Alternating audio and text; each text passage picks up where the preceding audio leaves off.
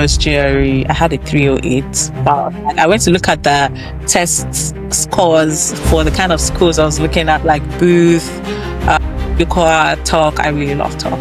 But then Cornell, for a 15 to 20 points lower than the average. I was like, I have to take this again. I went back to the drawing board, took a couple of prep tests, told my mother I need more food, and it worked.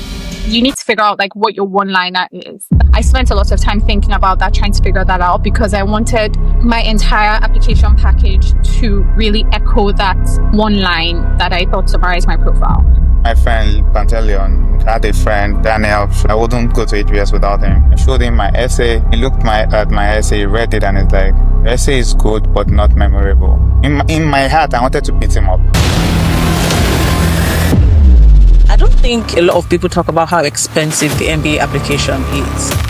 When you're engaging a school, it's critical for you to have something as a bargaining chip. I said to Kellogg, I've gotten this from Duke, 80%, you give me just like 50%, do you want to match it so that I can definitely make that choice to leave Duke to come to you? I'd already taken Ross out of my mind, no scholarship, okay, let me just focus on Rice. I'd already started my visa process. I was actually a few days away from going for my visa interview when Ross called.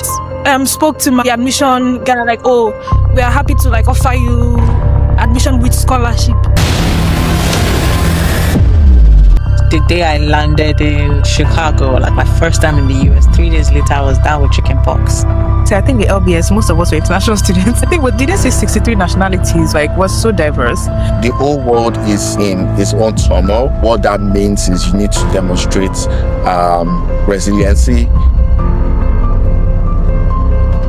The name of the institution spoke for itself.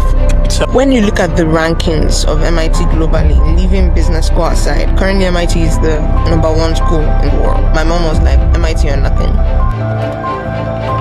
My dad was like, oh wow, my child got into MIT. My granddad was like, oh, I remember when I was in Boston. When you finish, the MBA job pipeline is up in your very face.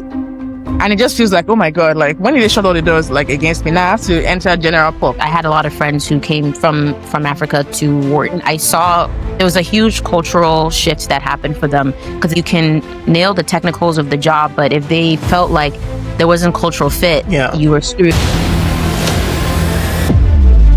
My time at the MBA gave me a chance to morph into a wholesome individual. I learned a lot about myself, my person, my temperament, how I'm able to relate to people. I realized that, I'm not as nice as I thought I was. In Darden, community means community. People genuinely care about you.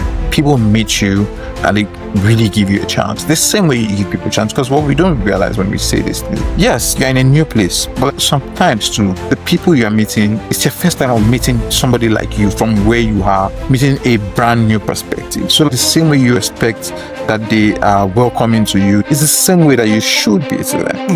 No matter what you're feeling, you're not the only one feeling like that.